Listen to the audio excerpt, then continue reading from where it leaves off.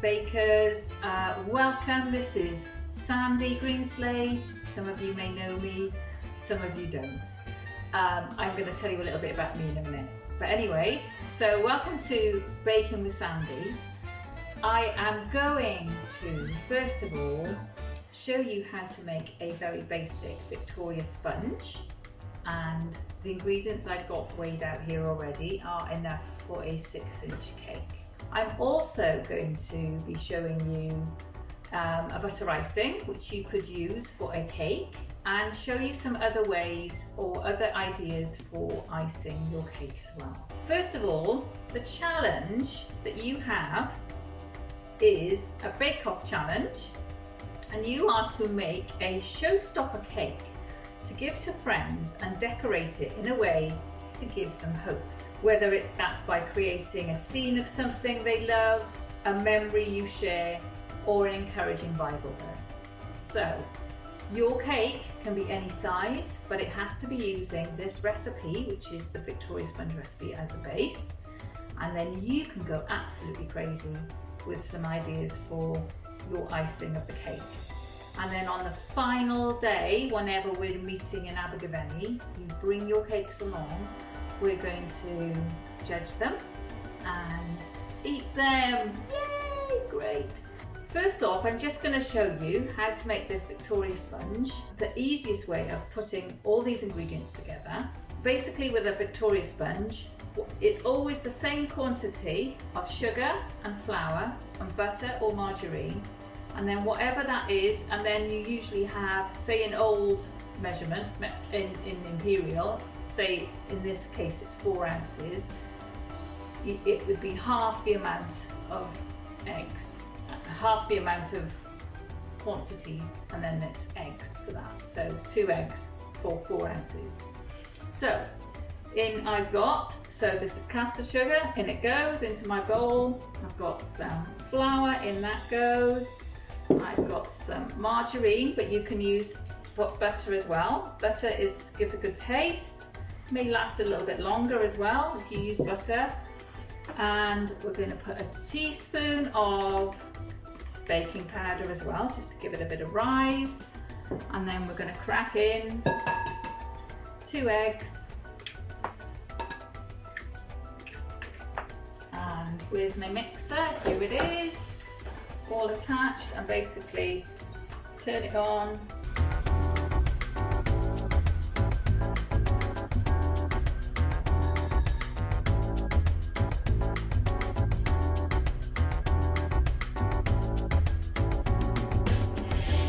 So there you are, you have that's enough for this size cake tin, which is a 6-inch tin.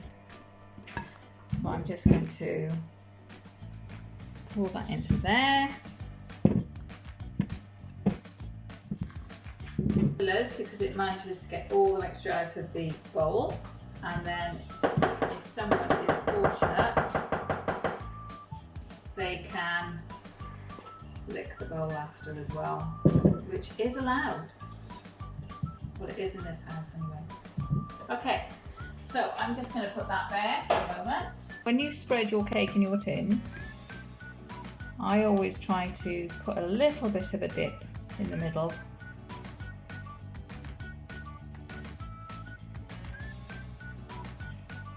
So that it rises and it rises flat. Okay, so I'm going to put this now in the oven. Oven temperature for a fan oven is 160 degrees. If you haven't got a fan oven, it's 180. I'm not sure what that is in gas, but it'll be on the recipe that you've got anyway. So in it goes, 160. I'm going to give it, for that size cake, we're going to give it 20 minutes. While the cake is cooking, I thought I'd tell you a little bit about me and some of the questions that George has asked us all as leaders to answer. I've been going to the army for probably 6-7 years now. Became an adherent member in 2013 and no 2014 became an adherent member, and then a few years later became a soldier. So basically just one Sunday morning, walked into the army with Iona, and that was it. That was it. Just felt really at home, and felt that was where we as a family were meant to be. So I'm a leader of a children's group on a Monday night in the army in Abergavenny. We do all sorts of things. We sometimes do cooking as well. Obviously, because of lockdown, that's not happened for a while. So I'm looking forward to getting that back and running, hopefully now in September. I'm also a member of the worship band. I'm also on the leadership team. So yeah, quite busy with the church, which is great, and I enjoy it. So basically, the other bit about me is that my career, I've had a varied career. So I've been a chef, I've been a teacher, I've been a project manager, and after being made redundant a few years ago, decided to go back teaching, and now I'm working with young people who have been excluded from school or are taught at home for mental health reasons or other illnesses, and so I really enjoy that. And I'm with much older children than I was training before, but I really enjoyed it. So teenagers like you. My favourite food. I don't know that I have a favourite food per se, but I really like tapas food. So, but if it's got aubergines in, I'm there. So how does cooking and baking help me to worship God and love God? I've always cooked everything from scratch, and I don't really buy into fast food or ready meals or anything like that. So because I have this talent of cooking, I feel that it gives me time at the end of the day to reflect on my day, and also to thank God for providing for us as a family. And hopefully I will cook something nice for tea. During lockdown as well, I've been cooking, I've been gardening. I've got a reasonable sized garden, but it's always full of weeds. So during lockdown, I've been growing veg, so I really enjoy now going out in the garden, picking some vegetables and making tea with it as well. And over lockdown, I've been making drinking vinegars, cheese, what else have I been making? Yogurt, elderflower cordial. Yes, indeed. So buying, picking lots of elderflowers, foraging around in the fields. There's been a load of elderflowers this year. So, and now there's fruit on the trees, so there's going to be jams and chutneys on the go very shortly. What's my favourite film? My favourite film is a recent one, really, ish, and I watched it with Iona in Aberystwyth, and it was hilarious, and that's called the Grand Budapest Hotel. That's the one. I knew there was something missing. Crime, comedy, adventure story, and it's directed by a guy called Wes Anderson. It's visually stunning, so the cinematography is amazing. Just love it. It's really funny, very dark. And I also love the fact that the main character, what's his name? Gustav, who is a concierge of this Budapest hotel, when he is trying to escape from prison, he has tools sent in inside the most exquisite pastries that have been cooked by Agatha. Just amazing. So, how does cooking help me to love myself? Well, cooking good food, good wholesome food, is an act of self-love, I think. However, I do struggle with restraint. So, yeah, it's a double-edged sword, perhaps.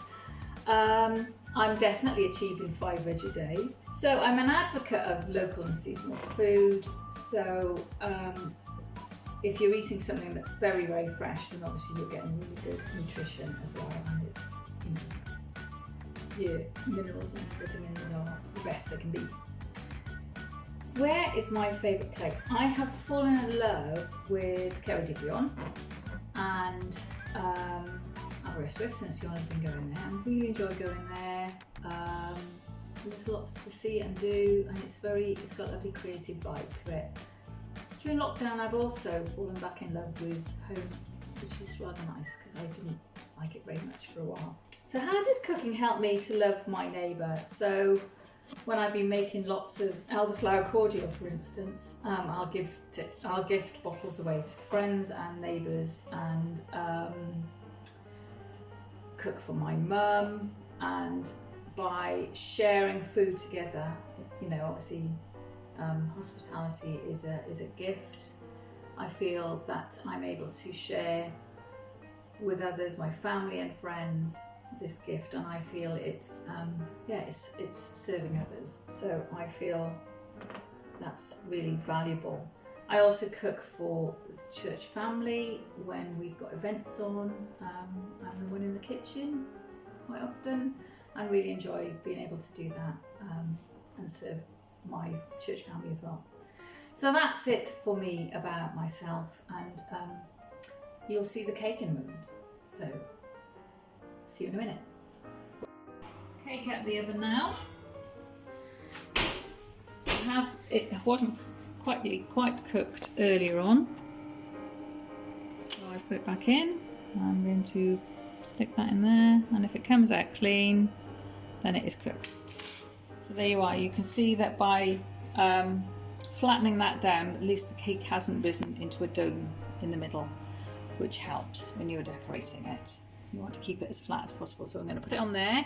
When it's cooled down a bit, then I'll put a knife across the edge, and this is a loose base tin, so then I can take it out later. I'm not going to be decorating that, but I'm going to show you some ideas of what you could decorate your cake. Okay, over to make a simple butter icing, and I'm sending you the recipe for that. So I've halved the recipe just to show you an example. I'm just trying to find it. So there's 50 grams of butter in there, and there is 3.5 ounces of, here we go, I'm mixing the two measurements up. So yeah, there's a bit butter there. It's softened. This is unsalted butter, and I've left it out and I've cut it into cubes, and that helps when you're trying to soften it up. So the back of a wooden spoon is ideal to use. And actually, if you had more butter, it's a bit easier to handle as well when you haven't got very much. It's just sticks to the spoon like this, which is not very clever. So I'm going to use a sieve and icing sugar, and then we're going to add, and obviously using a sieve helps with the lumps that you have in icing sugar. And you can just mix.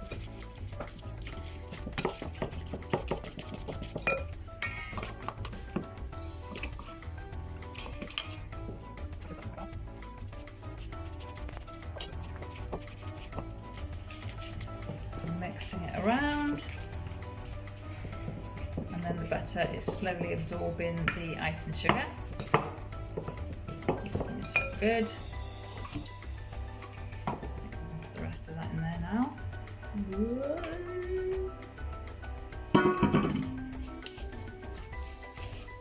I'm on my best behaviour today. I'm not normally a very tidy cook.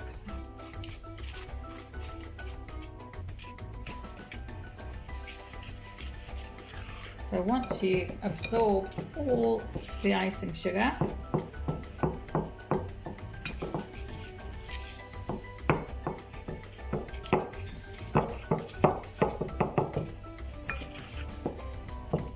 you have your buttercream.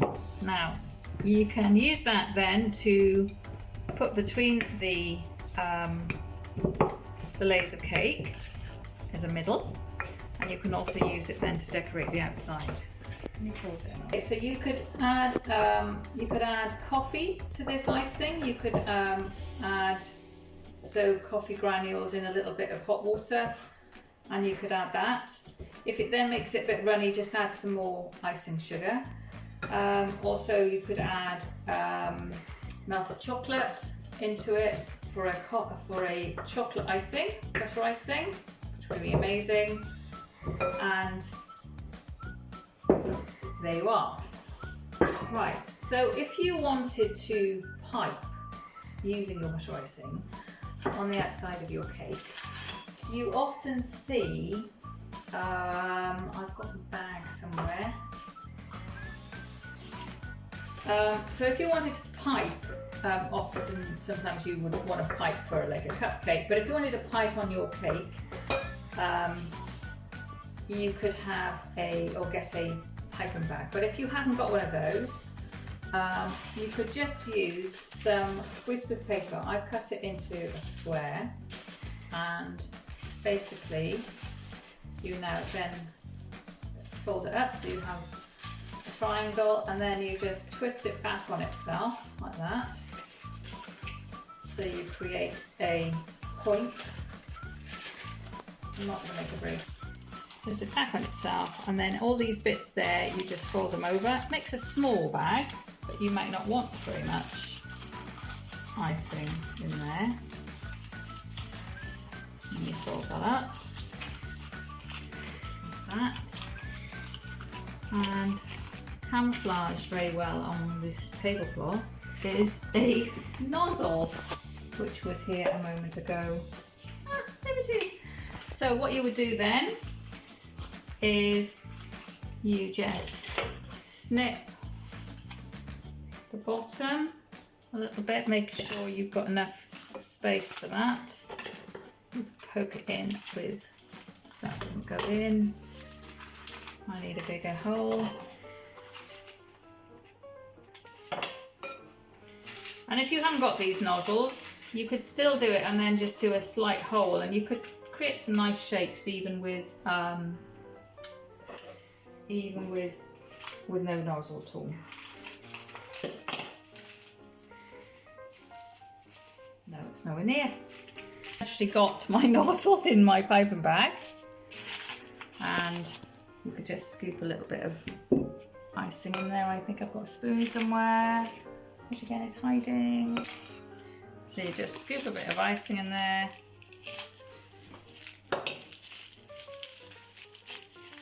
And then you would squeeze it from the top, fold it down, and you could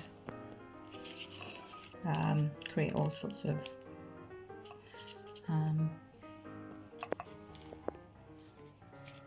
it's not actually showing very well, but you could do like a shell design. Or you could just do a squiggly squiggle squiggle. I don't know what you call that. It looks like those sweets. What are they called? Ice gems. Ice gems. Yeah, it's a bit like an ice gem. Okay, so you could ice your cake using buttercream, flavoured in whatever flavour you want. And then you could use, because then obviously it's quite it's sort of, you can stick things onto it then. So I'm going to show you some things that you could use. So you could use marshmallows, you could use berries. These are blueberries that I've picked in the garden, got some blueberry bushes. You obviously could use coloured icing, which you can buy in the shops. Those are the colours I found in Tesco's today. You could use flake, just to, you know, if you want to create like a woodland base or something. You could use squeaks. I've got Smarties. These are galaxy counters, never heard of those before, but you could use chocolate buttons. Any sort of sprinkly things like this you could use on top. So that's that. Also, you could use it like you could just layer a base on top of the cake, and you could use coconut to create a grass effect. So you could use a bit of food dye, colour your desiccated coconut, and you could have a really funky grassy base, or whatever colour you want it to be, or it could even be something else, not grass at all. But anyway, so that's that. So if you want to... So what I just showed you was butter icing. So another icing that you could use is fondant icing, which you normally would see on top of a Christmas cake. But you can also use fondant icing to make all sorts of amazing, you know, you could use it like Play-Doh and make all sorts of 3D shapes with it. So if you are going to be using it for that purpose, you can just like handle it quite easily, make it into balls or whatever. You want to make a, I don't know, make a little man or a teddy or something like that. Anyway, you get the idea. So you can make all sorts of things with fondant icing. You can also roll it out and use it as a flat icing. And you could colour it. If you had food dye, you could colour that any colour you wanted as well. So that's one idea you could use. So that's fondant icing, and that's available in the shops. The other thing that you could use as an icing, which is quite nice, and again creates sort of 3D shapes, or you can use it as a flat icing. This is marzipan ready rolled, but you can also buy it in a block like this. And again, you can make shapes with it like that, or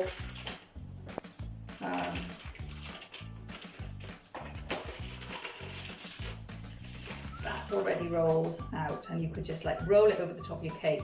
You could then put fondant icing on the top and make a smooth base, and then you can go crazy. So I'm not going to show that for the moment because you can create the same effect with the fondant. The other thing that you may never have thought about before for decorating a cake would be to use flowers. And I've got nasturtiums here, which are quite hot actually, but they are really pretty on a cake. Also got some borage, and I can't remember the name of these, but if you see some flowers like that, they are edible. Also, I have some lavender here, so you can use lavender to decorate, and that is completely edible as well. So I hope I've given you a bit of an overview of different things that you could use to decorate your cake. I really am hoping you're going to go absolutely mad and create something amazing, because you are all amazing young people, and just be totally creative. Look forward to seeing you on that last day. I always want to say Friday because it's a Friday we've always met. But I hope I've given you some ideas about what you can do, but it's over to you. And I look forward to seeing you, seeing your cakes, tasting them. Bye for now.